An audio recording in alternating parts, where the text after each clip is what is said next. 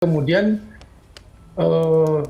merebak kemana-mana dengan menjelek-jelekan nama saya, seolah-olah saya bersalah di depan hukum. Saya juga keberatan juga dibilang jelek-jelekin. Saya cuma menceritakan sebuah fakta aja kan. Secara etika moral memang Once nggak pernah izin sama saya.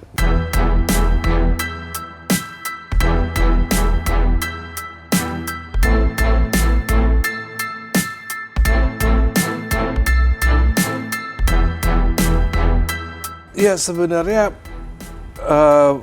nggak perlu dilarang ya sebenarnya karena ketika Once keluar dari Dewa 19 tahun 2010 itu harusnya konsekuensi logisnya itu ya nggak menyanyikan lagu Dewa. Ya kan ketika keluar oke, gue cabut ya dari 19 bye bye gitu ya. Sebenarnya dalam konsekuensi logis ataupun common sense ya berarti Once nggak nyanyi lagu Dewa lagi karena dia nggak mau keluar dari Dewa gitu kan. Itu common sense-nya ya harusnya seperti itu. Tapi kan ternyata kan enggak. Ternyata kan Once mau tetap pakai lagu Dewa. Nah, di sini tentunya ketika ada undang-undang yang menurut saya bermasalah ya, menurut saya dan teman-teman pencipta, menurut Indra Lesmana, pokoknya teman-teman komposer yang kita pas Chandra juga ada ya, Mas Chandra juga tahu bergabung, ada Yofi Widianto, ada Piyu, ada Badai, ada Alika Roslan, ada siapa saja.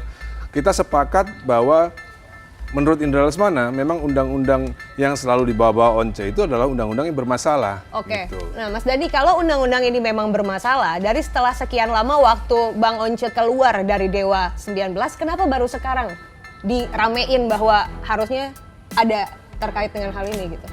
Ya kan suka-suka saya aja kalau saya mau melarang, mau membolehkan ya kan. Waktu itu saya diemin aja, ya bukan berarti saya setuju. Ya kan, bukan berarti saya setuju, saya diamkan aja bukan berarti saya setuju. Tapi akhirnya sampai pada suatu titik ini kayaknya nggak bener nih. Kenapa? Ketika pencipta lagu tidak bisa melarang, ya misalnya saya tidak bisa melarang Once nyanyi lagu Dewa. Nanti akan ada I.O. membuat sebuah konser karya Dewa 19 bersama Ari Lasso dan Once.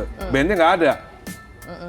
Nah ini kan nggak benar gitu loh. Cukup vokalis-vokalnya aja. Bener. Ini nggak benar. Artinya gini, ketika seorang penyanyi itu keluar dari band, ya konsekuensi logisnya adalah penyanyi itu tidak menyanyikan lagu Dewa. Gitu. Saya nggak pernah lihat Sammy Hagar nyanyi Van Halen. Saya nggak pernah lihat si Steve Perry nyanyi lagu Journey lagi dalam solo-solonya itu loh. Oke, undang-undang yang dimention Mas Dani itu adalah undang-undang yang selalu dibawa Once bahwa pengarang lagu pecinta lagu tidak bisa melarang. Siap. Gitu. Oke, kita sekarang ke Bang Once. Bang Once, ada tanggapan dari statement Mas Dani barusan, Bang Once? Oh ya, thank you. Terima kasih. Sebenarnya satu hal yang di luar undang-undang ya, saya mesti tanggapi adalah bahwa Mas Dani tidak pernah membuat satu pendekatan secara pribadi soal ini.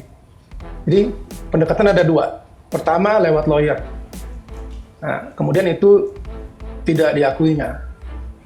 Lawyernya minta sejumlah uang yang besar kepada saya lewat manajer saya klarifikasi. Dan di situ saya juga bukan orang yang diem. Saya juga kontak Mas Dani.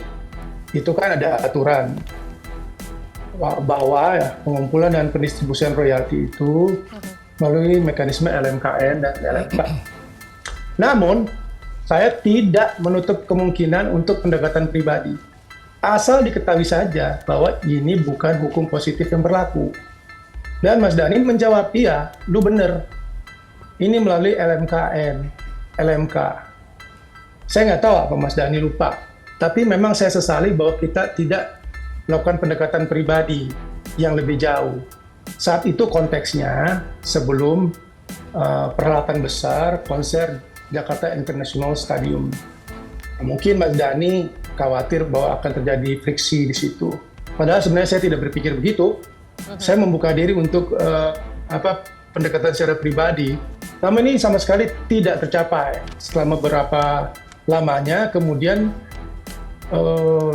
merebak kemana-mana dengan menjelek-jelekan nama saya, seolah-olah saya bersalah di depan hukum. Nah, saya ingin klarifikasi bahwa secara hukum positif, sebagaimana tadi Mas Dani katakan, saya tidak bisa dipersalahkan. Jadi masalah ini adalah masalah yang sifatnya pribadi. Itu yang harus digarisbawahi, bahwa ada mekanisme LMKN dan LMK yang sedang dibangun dan telah dibangun berpuluh tahun melalui sistem pengumpulan yang sifatnya masif. Saya tidak bersembunyi di balik undang-undang atau hal demikian. Saya ini orangnya sangat fair. Bertahun-tahun saya mengikuti saja kok apa kata Mas Dhani. Lalu saya juga mengakomodasi banyak sekali keinginan dia. Itu adalah faktor-faktor juga yang membuat Dewa maju dan solid ya.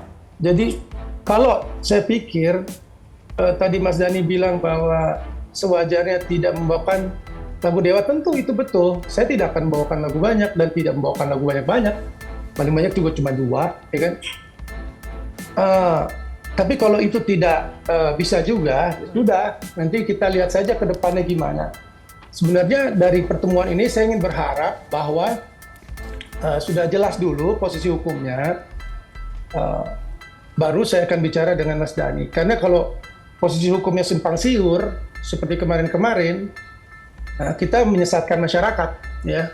Lalu menyerang saya dengan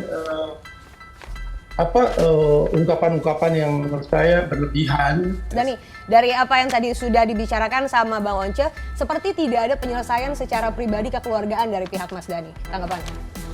Ya sebenarnya saya juga keberatan juga dibilang jelek-jelekin. Saya cuma menceritakan sebuah fakta aja kan, secara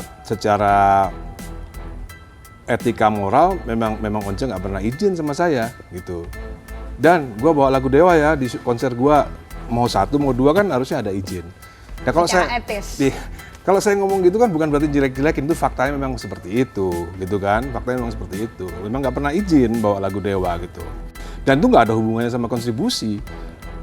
Lagu itu milik Ahmad Dhani gitu. Nggak bisa direduksi bahwa karena Once punya kontribusi lalu nggak izin secara moral gitu ya, ngomong gue bawain lagu lu ya gitu. Kalau ngomong kan kita bisa tanya berapa bayaran lu, ya kan?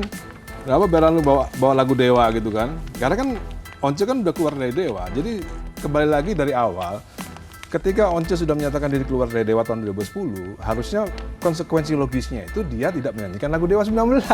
Itu konsekuensi logis yang harus kita pahami bersama. Kalau mau nyanyi ya minta izin minimal sama pengarang lagunya, saya atau Andra gitu.